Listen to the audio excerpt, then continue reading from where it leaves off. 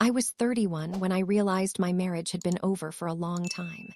It wasn't a single moment or an argument or even the discovery of another woman. It was quieter than that, like a slow fade of color until one day you look up and realize the walls around you are just blank.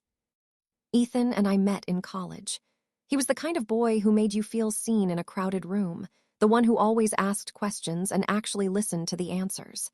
He had this calm energy that made me feel grounded, and I'd been chaos back then, messy, impulsive, too eager to be loved. When he chose me, I felt lucky, like I'd finally been picked for something that mattered. We married at 24 in a small ceremony by the lake where we first kissed. Everyone said we were perfect for each other, and for a while, maybe we were. We built a life, piece by piece, apartment, jobs, routines. But somewhere between all that normalcy, we stopped touching. We stopped talking about anything real. I used to think the opposite of love was hate, but it's not. It's indifference. It's eating dinner across from someone who doesn't look up from their phone. It's sharing a bed but not a heartbeat. I didn't notice the first time he lied to me. It was probably something small, working late, a missed call, a weekend conference. You don't want to see it, not at first. You tell yourself everyone gets tired, everyone drifts. But the distance between us grew like a hairline crack in glass, quiet but unstoppable. The night I found out he was cheating, it was almost accidental. I was looking for a charger in his bag, and his phone lit up with a message. Can't stop thinking about last night. I didn't open it. I just stared at those words until they blurred. I remember the taste of copper in my mouth, like my body was trying to keep me from speaking. I put his phone back, closed the drawer, and sat on the couch for hours, staring at nothing. When he came home later, I didn't confront him. I made dinner, asked about his day, pretended everything was fine. I don't know why. Maybe I needed a moment to catch up to the version of my life that now existed. Maybe I wasn't ready to let go of the illusion yet. The next morning, I woke up early and watched him sleep. He looked peaceful, familiar. Like the man I'd promised forever to. I wanted to shake him, to scream, "How could you do this to us?" But instead, I just whispered, "Why?" to no one. I stayed for 6 more months, not because I forgave him, but because I didn't know how to leave. You build a life with someone, and then one day you realize you're dismantling it alone. It's strange, the things you cling to when you're trying not to fall apart. I'd make him coffee every morning, just like always. I'd wash his shirts, fold them neatly, pretending I didn't notice the faint traces of perfume that wasn't mine. I told myself I was strong, that I was waiting for the right time, but really I was just scared. The right time came when I stopped crying. That's how I knew it was over. Not when he confessed, not when I caught him again, but when I felt nothing at all. I packed my things while he was at work. No yelling, no confrontation, just quiet. I left the key on the counter, one last mercy. Moving out was like amputating a limb. You keep reaching for it, even when it's gone. I'd wake up some nights expecting to hear him breathing beside me. I'd reach for my phone to tell him something funny and remember there was no one to text. But then something shifted.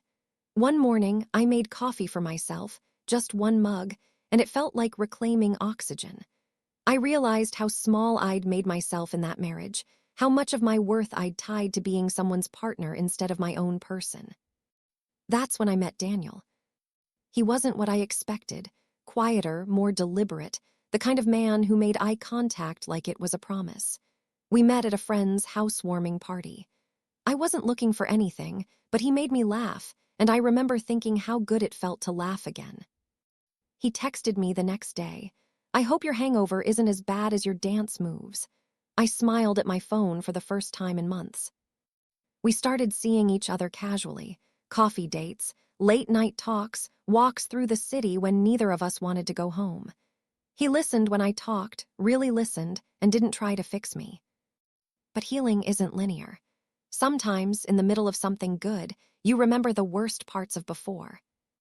One night, while lying next to him, I caught myself thinking, what if he leaves too? And that thought, small, poisonous, sat between us like a ghost. He noticed. "You're somewhere else," he said softly. "I'm just not used to this," I admitted, to someone actually being kind. He didn't say anything, just pulled me closer. It wasn't perfect, not by a long shot. I still flinched when my phone buzzed. I still hesitated before trusting someone's words. But I was trying. For the first time in years, I was trying for me. Then came the night that changed everything. We were at his place, curled up on the couch when his phone lit up. I didn't mean to look, but it was right there. A message from a woman I didn't know. My stomach dropped. The universe has a cruel sense of humor, how easily one text can dismantle years of effort. I didn't say anything. I couldn't, not yet. He noticed the shift, the way I pulled away slightly, how my laughter thinned. "What's wrong?" he asked. I wanted to lie, to say nothing, but something in me snapped. "Who is she?" His confusion was real. "Who?" "The one who texted you." He blinked, then exhaled. "She's a coworker. We're planning a project." I wanted to believe him. God, I did. But the weight of my past pressed down like gravity. "Do you swear?" He looked at me for a long time before saying, "Yes, but if you don't believe me, I don't know how to make you." I didn't know either. We sat in silence, not angry, not even sad, just tired. I realized then that even if he was innocent, I was still broken in ways he couldn't fix. That night, after he fell asleep, I slipped out of bed and stood by the window, watching the city lights flicker. I thought about all the ways love teaches you to disappear, and then demands you find yourself again. I didn't leave him, not then, but something in me shifted again, the quiet understanding that maybe I wasn't meant to be half of anything anymore. Maybe I was meant to be whole on my own. The thing about heartbreak is that it doesn't always explode. Sometimes it erodes little by little, like rain on stone. Daniel and I didn't break up that night, or even that month. We just slowly stopped being the version of ourselves that worked. He tried at first, small gestures, flowers on a random Wednesday, texts in the middle of the day just to say he missed me. I tried too. I forced myself to believe in his words, to quiet the voice in my head that whispered warnings from the past. But trust, once cracked, becomes a living thing you have to feed constantly, and I was starving it with doubt. We started arguing about little things, where to eat, what time he'd be home, how long it took him to text back. None of it mattered, but it all did. Every disagreement was a proxy for the real question I didn't know how to ask. Are you going to hurt me too?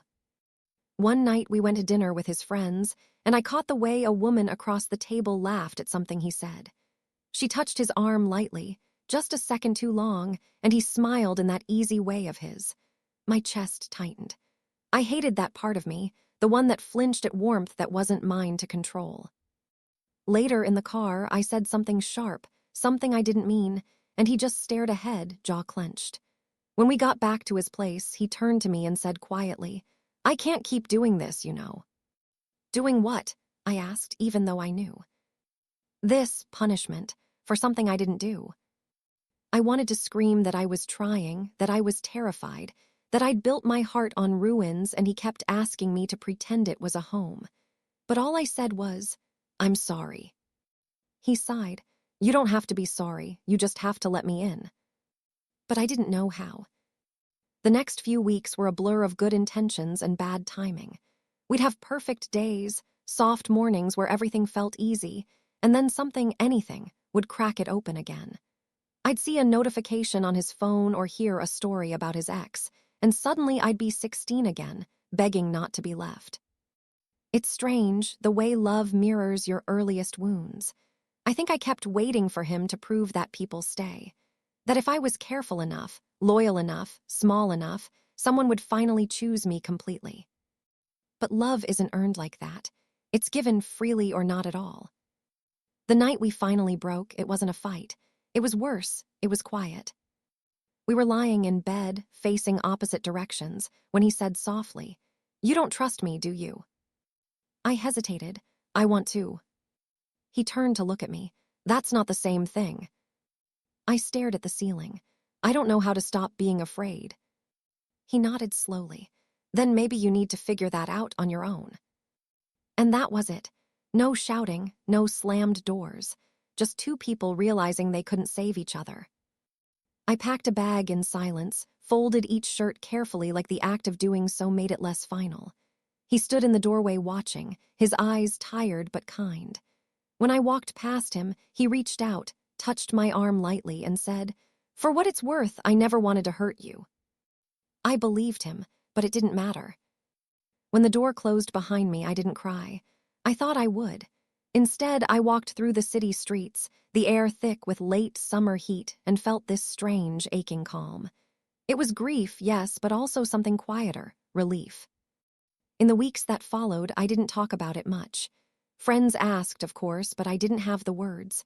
I went to work, I came home, I learned how to be with myself again. I cooked for one. I read books in bed. I deleted old messages and let the silence fill in the empty spaces. And slowly, painfully, I began to understand something I never had before.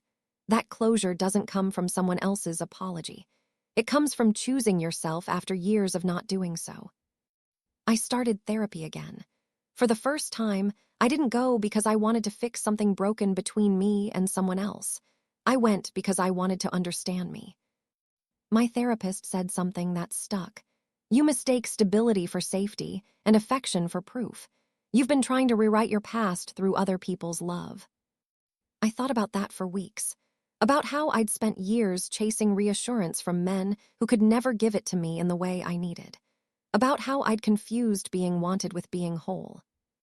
One afternoon, I took the train out to the coast. It was something I used to love but hadn't done in years. I walked along the shoreline, the wind cold against my skin, and for the first time in a long time, I felt okay. Not happy, not healed, but okay. There's a certain peace that comes when you stop waiting for someone to come back, or to explain, or to love you better. When you realize that not all love stories are meant to last, and that doesn't make them meaningless. Sometimes, they're just lessons in disguise. And maybe that's what Daniel was, and Ethan, and everyone before them, a series of mirrors reflecting back the parts of me I needed to finally face. Now, when people ask if I'm seeing anyone, I just smile and say, "I'm seeing myself." It sounds cliché, but it's true. I take myself out for coffee. I buy flowers for my own table. I make plans and keep them just because I can. Sometimes, late at night, I still think about him, about both of them. I wonder if they ever think about me too. But the difference now is that I don't wait for the answer. Because the truth is, love doesn't always return the way it left. Sometimes, it just lingers, soft and distant, until one day it stops hurting. And when it does, when the ache finally quiets, what's left isn't bitterness. It's gratitude. For the lessons, for the leaving, for the chance to start again. A few months later, life had settled into a rhythm so quiet it almost scared me. The kind of stillness that comes after years of emotional chaos. I'd wake up to the hum of the city outside my apartment window, make coffee in silence, and watch the light shift across my kitchen walls. I'd always thought healing would feel triumphant, like breaking free. But mostly, it just felt ordinary. It's strange how quickly people adjust to absence. The space Daniel used to take up in my life had been filled with small rituals, watering plants, long walks, cooking something new on Sundays. I was learning to love things without needing them to love me back. And yet, there were moments when the quiet still hummed too loudly. Nights when I'd scroll through old photos, not to torture myself, but to remember what it felt like to be seen so clearly, even if just for a while. One evening in early autumn, I got a message. It was from Ethan. Just his name on the screen felt like a pulse under my skin. Years had passed, enough time for other heartbreaks, other versions of myself, but somehow that name still carried weight. The message was short. "Hey, I heard you're back in the city. Would you want to grab a coffee sometime?" For a long moment, I just stared at it. I could almost hear his voice, the lazy confidence that used to undo me so easily. The younger version of me, the one who would have said yes immediately, stirred somewhere deep inside. But the woman I'd become hesitated. After a few minutes, I typed back, "Sure, it's been a while."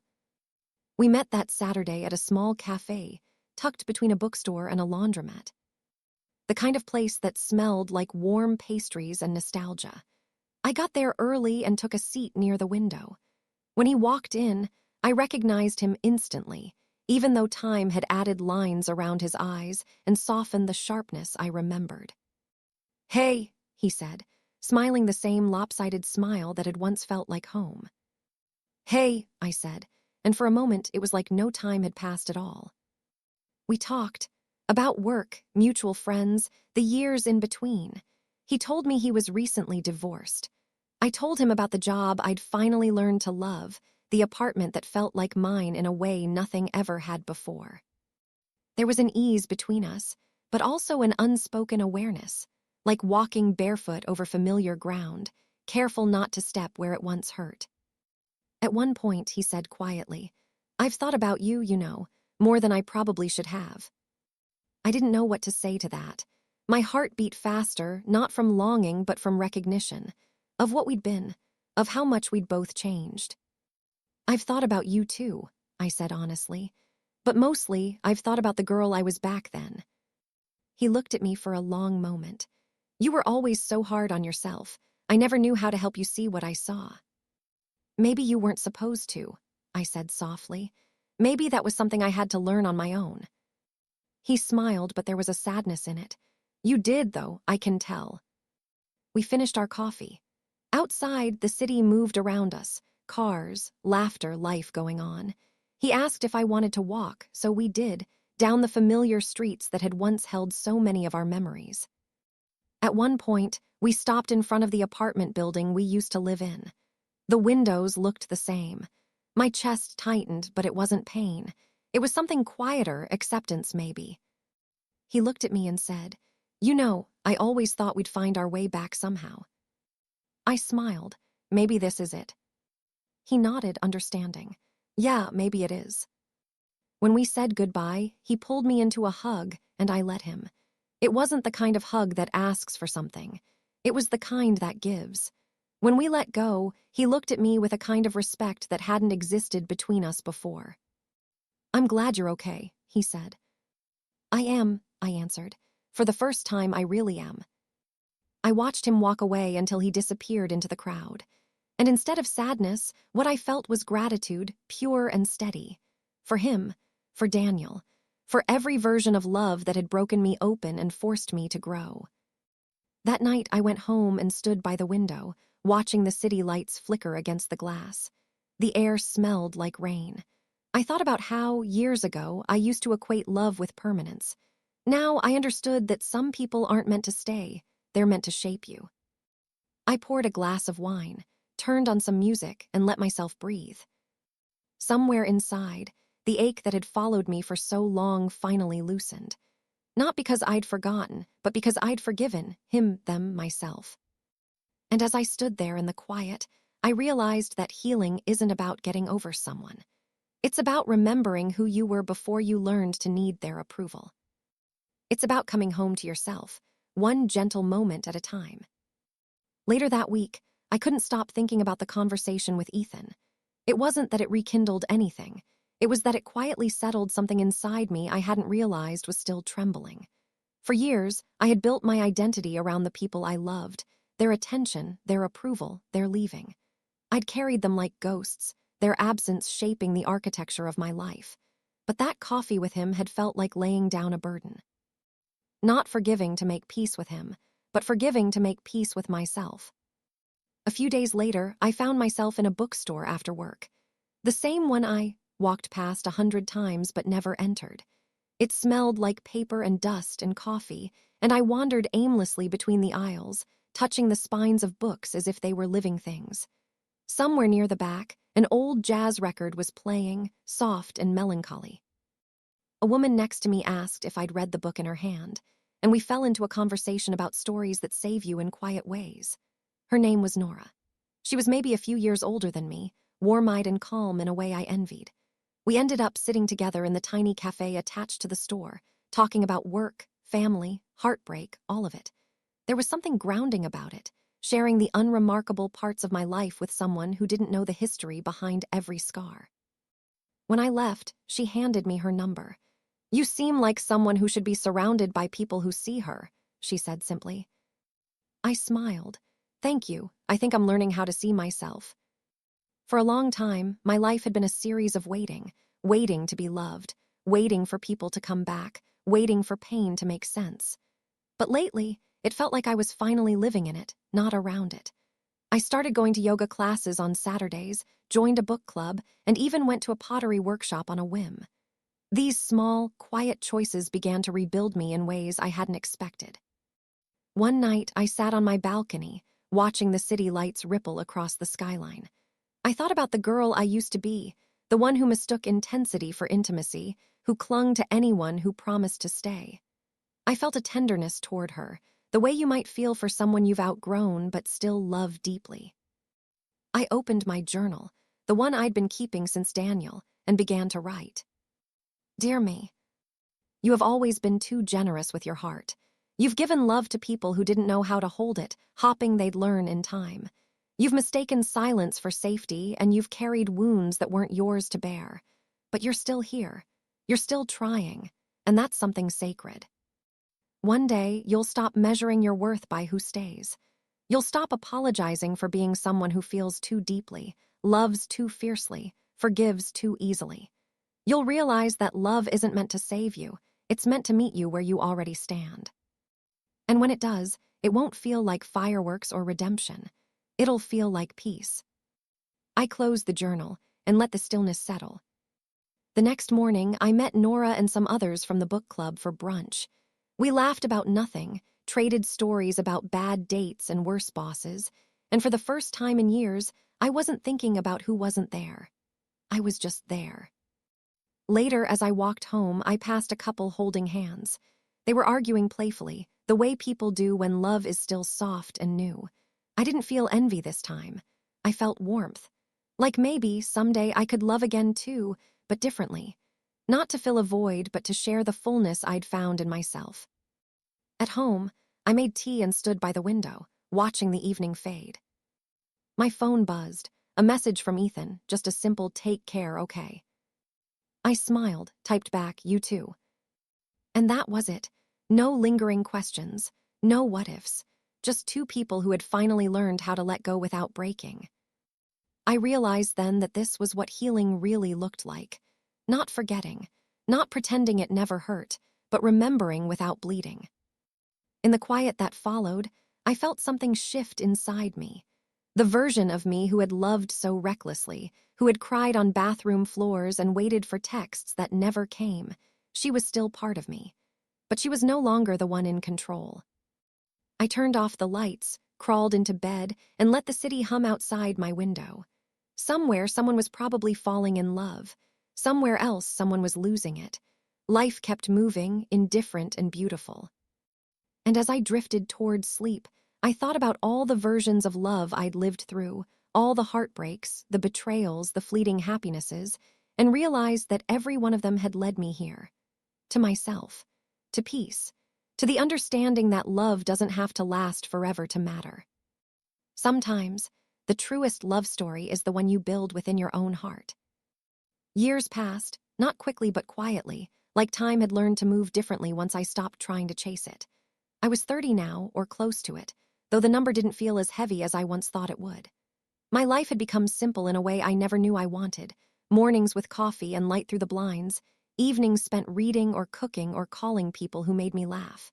There were no grand declarations, no breathless confessions, just steadiness.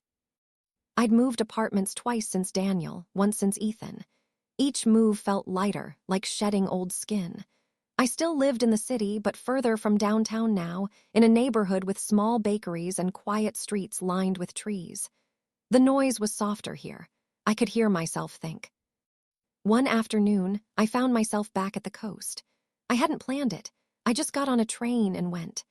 The same stretch of beach I'd walked years ago when I'd first started learning how to be alone. The water was calm this time, gray-blue and endless, the kind of horizon that makes you feel both small and infinite at once. I sat on the sand, knees pulled to my chest, and watched the tide breathe in and out. For a moment, it all came back, the heartbreaks, the betrayals, the nights I thought I'd never stop aching. I could see her in my mind, that younger version of me, all soft edges and trembling hope. I wanted to reach back through time and tell her that she would survive, that she would learn to love without losing herself. I pulled out my journal, different one now, but the habit stayed. I wrote slowly, letting the words come as they wanted. I used to think love was something you found in someone else's eyes. I used to think it was proof that I was worth staying for. But love, real love, isn't found, it's built. It's the way you show up for yourself when no one else does. It's forgiving people who never said sorry. It's choosing peace even when chaos is familiar. The wind lifted a few strands of hair across my face, and I laughed softly, the sound lost to the sea. Somewhere behind me, a couple was walking hand in hand, their laughter carried on the wind. Once, that sound would have made my chest ache. Now it just made me smile. Love didn't hurt to look at anymore. My phone buzzed, a message from Nora. "Dinner tonight, I'm craving Thai food." I typed back, "Absolutely, 7, and slipped the phone back into my bag. As the sun began to sink, I stood and brushed the sand off my jeans. The air was cool, the kind that smells faintly of salt and endings, but it didn't feel sad. It felt full. Walking back toward the train station, I passed a little girl running ahead of her mother, her laughter sharp and bright against the evening. For a second, our eyes met, and I thought of that 16-year-old version of me, the one who loved recklessly and feared endlessly. I smiled at the memory, at her courage, her naivety, her longing. Because she was the reason I was standing here now. When I boarded the train, I found a seat by the window.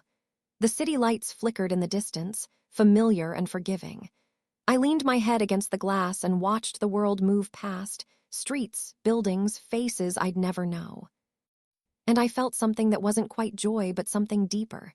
A stillness, a quiet contentment, the kind that doesn't shout but hums softly in the background of your life, reminding you that you made it through. As the train pulled into the city, I whispered to myself, almost without thinking, "You did it."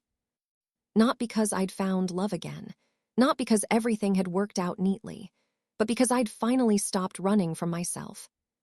And maybe that's what growing up really is, not finding the answers, but learning to live with the questions. Learning that love doesn't always have to be loud to be real.